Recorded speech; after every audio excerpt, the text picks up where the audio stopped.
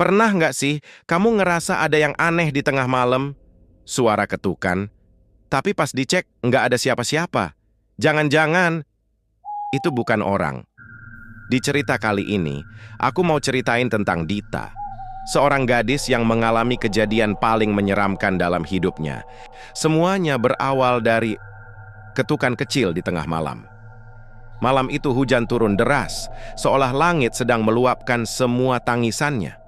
Angin menderu kencang, membuat suara daun-daun dan ranting di luar bergesekan, menciptakan suasana yang makin mencekam. Petir menyambar sesekali, membuat kaca jendela rumah Dita bergetar halus. Di dalam rumah yang hanya berisi dirinya sendiri, Dita duduk di ruang tamu dengan selimut membungkus tubuhnya. Televisi menyala, tapi volumenya dikecilkan. Ia tak benar-benar menonton, hanya mencoba membunuh sepi dengan sedikit cahaya dan suara. Ibunya sedang menginap di rumah nenek di luar kota karena nenek baru saja sakit. Sementara ayahnya, seorang supir ekspedisi malam, baru akan pulang sekitar pukul 1 dini hari. Dita sebenarnya bukan penakut, tapi malam itu entah kenapa perasaannya nggak enak. Hujan yang tak berhenti, angin yang menderu, dan suasana rumah yang sepi membuat hatinya gelisah. Ia menatap layar ponsel, scrolling media sosial, mencoba mengalihkan pikiran.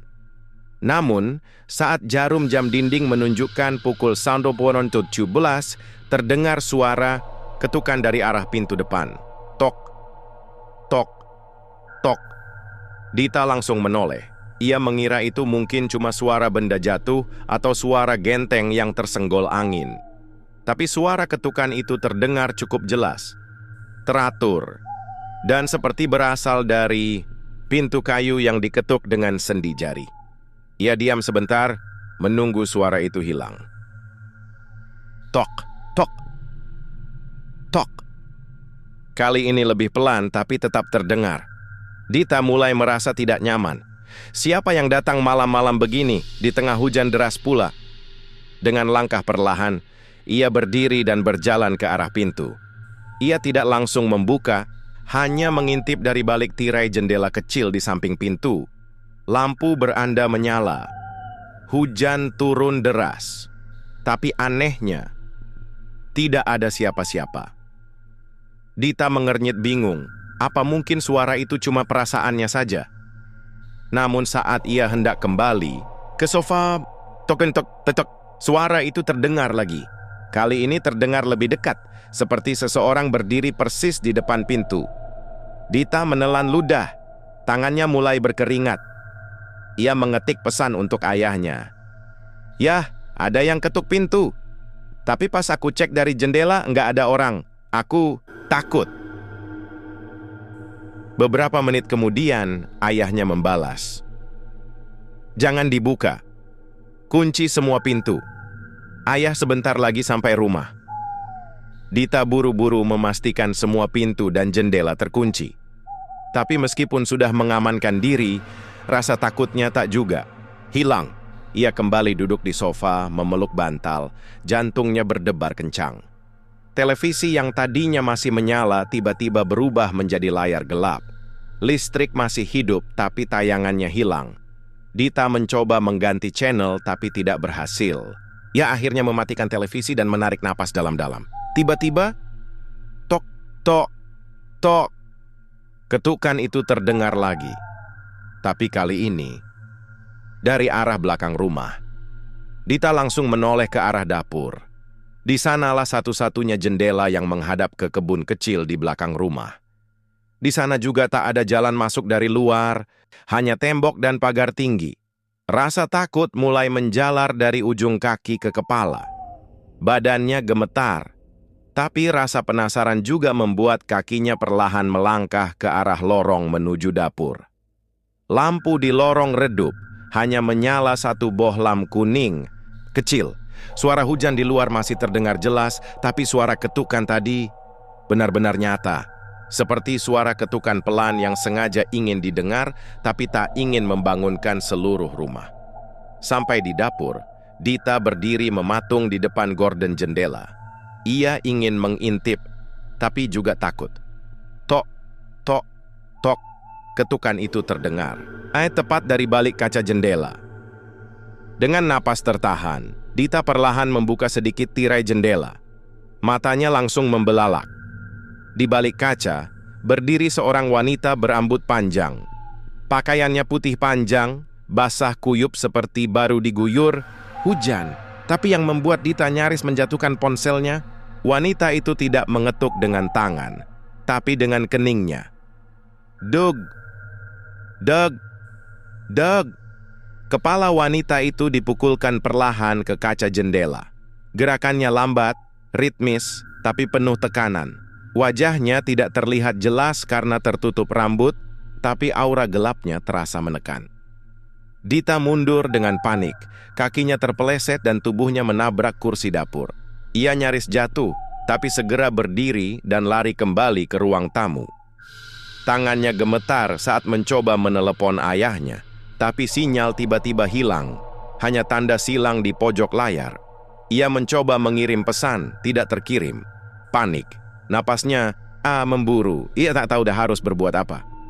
Beberapa menit kemudian, sinyal kembali muncul, walau lemah. Ayahnya menelepon. Dengan suara gemetar, Dita mengangkatnya. Ya, tolong cepat pulang. Ada perempuan aneh di belakang rumah. Dia ngetuk kaca pakai kepala. Ayahnya menjawab dengan napas terburu. Ayah udah sampai depan rumah. Bukain pintunya. Dita langsung berdiri, melangkah cepat ke pintu depan. Tapi saat membuka pintu, tidak ada siapa-siapa. Jalanan gelap, lampu jalan redup, dan hujan masih turun deras. Tidak ada mobil ayahnya, tidak ada langkah kaki, tidak ada suara. Lalu, dari arah belakang dari dalam rumah, terdengar suara pelan. Dita, bukain pintunya, aku kedinginan. Suara itu tidak berasal dari luar rumah. Itu jelas-jelas terdengar dari dalam rumah. Lebih tepatnya, dari lorong gelap yang mengarah ke dapur. Jantung Dita berdetak makin kencang. Kakinya mulai melemas, tapi ia memaksakan diri untuk menutup dan mengunci kembali pintu depan. Ia menahan napas, telinganya fokus mendengar. Hening, tak ada suara langkah, tak ada ketukan, tapi suasana rumah berubah drastis. Udara di dalam terasa lebih dingin, menusuk kulit. Bahkan suara hujan pun terdengar seperti menghilang perlahan. Perlahan Dita meraih ponsel dari meja. Ia mencoba menelepon ayahnya lagi. Sinyalnya sudah kembali normal. Tapi ketika ia tekan tombol panggil, tiba-tiba ponselnya mati total. Layarnya gelap, padahal baterainya masih 67%. Ya Allah, bisik Dita panik. Tangannya gemetar saat mencoba menyalakan ulang, tapi tak ada respon. Ia kembali duduk di sofa, memeluk lututnya erat. Suara tadi masih terngiang di kepalanya, lembut tapi menakutkan, seolah bukan berasal dari tenggorokan manusia. Tiba-tiba terdengar suara berderit dari arah belakang rumah, seperti pintu kayu yang terbuka pelan. Dita menoleh cepat ke arah lorong menuju dapur. Gelap, lampu lorong yang tadi menyala temaram, kini padam total. Bahkan dari ruang tamu, bagian belakang rumah terlihat seperti lorong tak berujung. Terdengar suara langkah, pelan, teratur, kayak kaki tanpa alas yang menginjak lantai keramik satu persatu. Tuk, tuk, tuk. Dita menutup mulutnya dengan tangan, berusaha menahan tangis. Ia ingin berteriak tapi suaranya tercekat di tenggorokan. Di ujung lorong, perlahan mulai terlihat bayangan. Hitam, tinggi, rambut panjang. Sosok itu berdiri diam, tak bergerak. Tapi Dita tahu makhluk itu sedang melihat ke arahnya. Meskipun wajahnya tertutup rambut, Dita bisa merasakan tatapannya. Dita buru-buru bangkit dan berlari masuk ke kamarnya. Ia mengunci pintu dan mendorong meja belajar ke depan pintu sebagai penghalang. Ia masuk ke bawah selimut, tubuhnya menggigil hebat. Ini cuma mimpi, ini cuma mimpi, ini cuma mimpi. Ucapnya berulang-ulang, mencoba meyakinkan diri. Tapi semua terasa nyata, terlalu nyata untuk sekadar mimpi. Beberapa menit berlalu, tak ada suara, tak ada langkah. tak ada ketukan.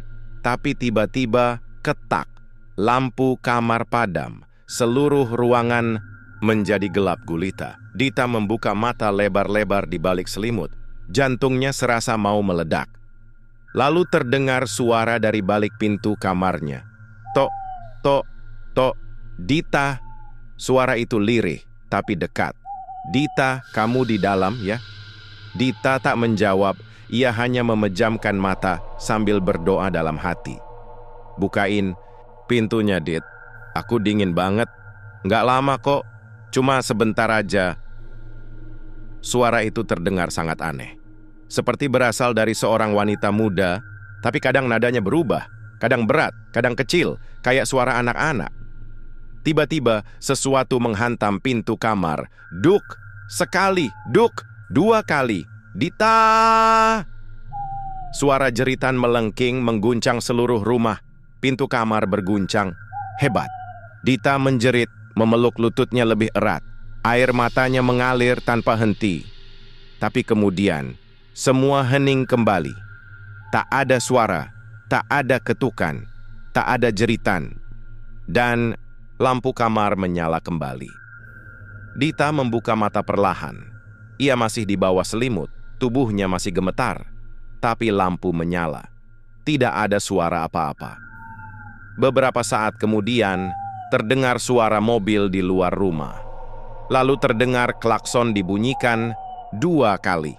Dita bangkit perlahan, masih penuh rasa takut.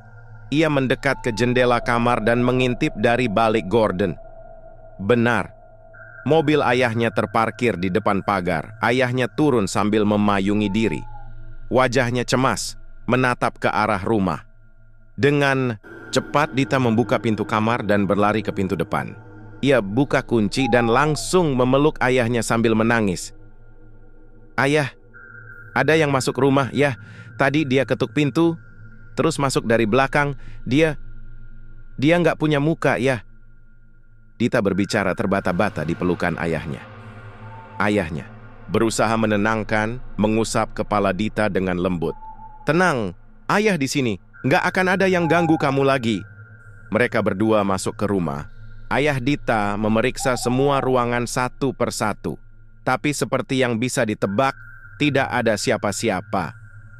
Pintu belakang terkunci. Jendela juga tertutup rapat.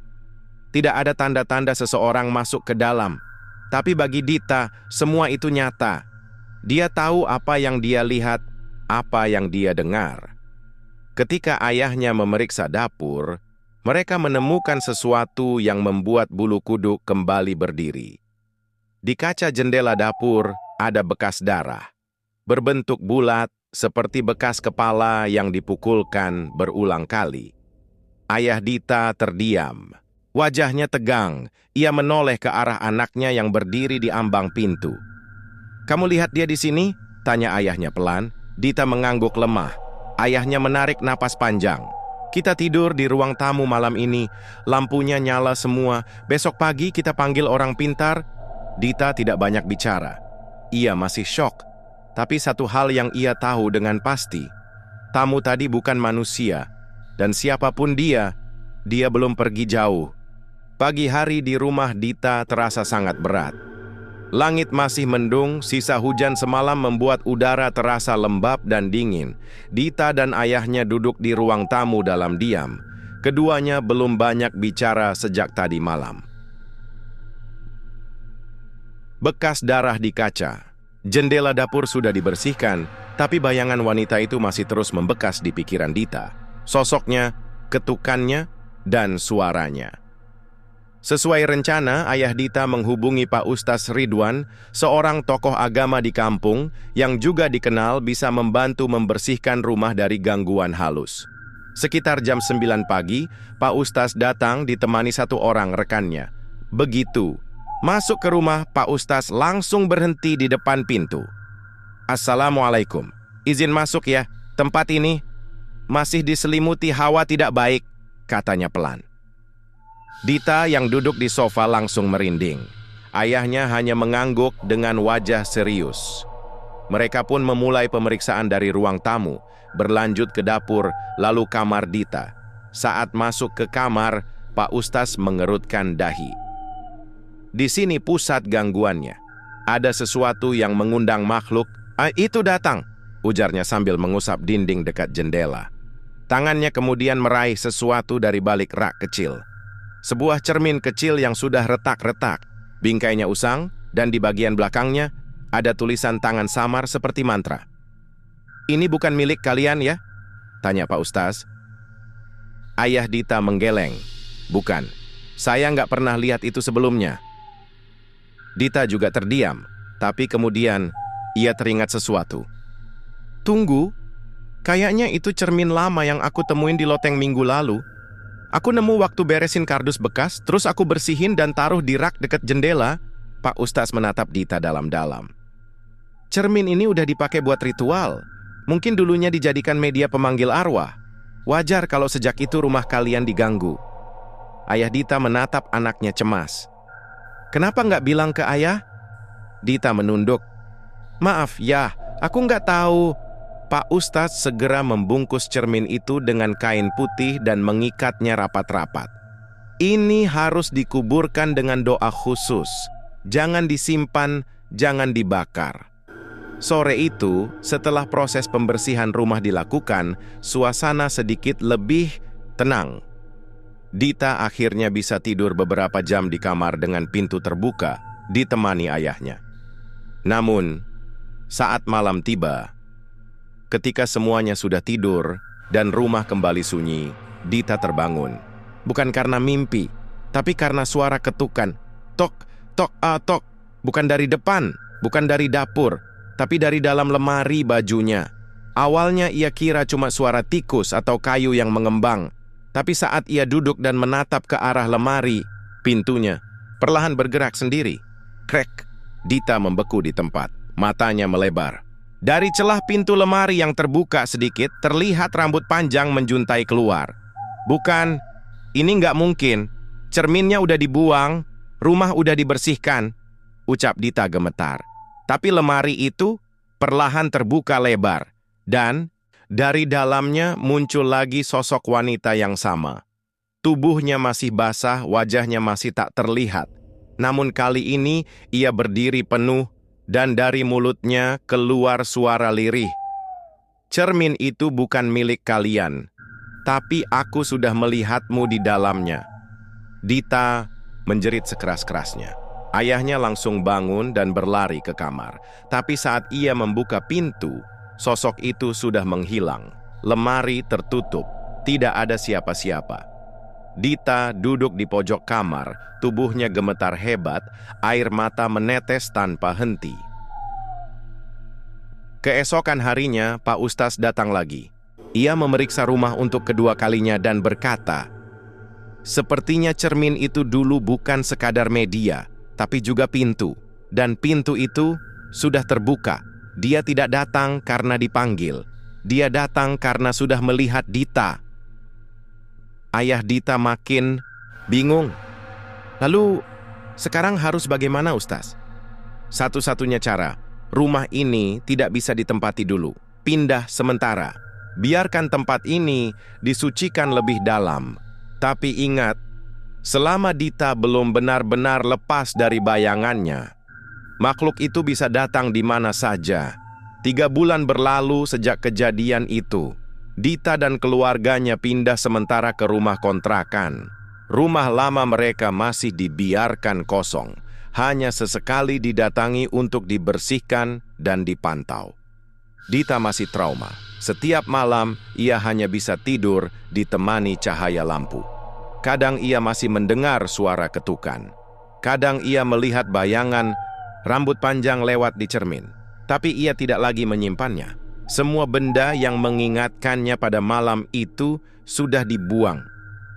Namun dalam hatinya, ia sadar, tamu tengah malam itu tidak pernah benar-benar pergi. Ia mungkin tidak mengetuk pintu rumahmu. Tapi ketika kamu menatap terlalu lama ke dalam cermin, dia akan melihatmu. Dan dia akan datang. Tanpa kamu sadari, kamu sudah mengundangnya sendiri.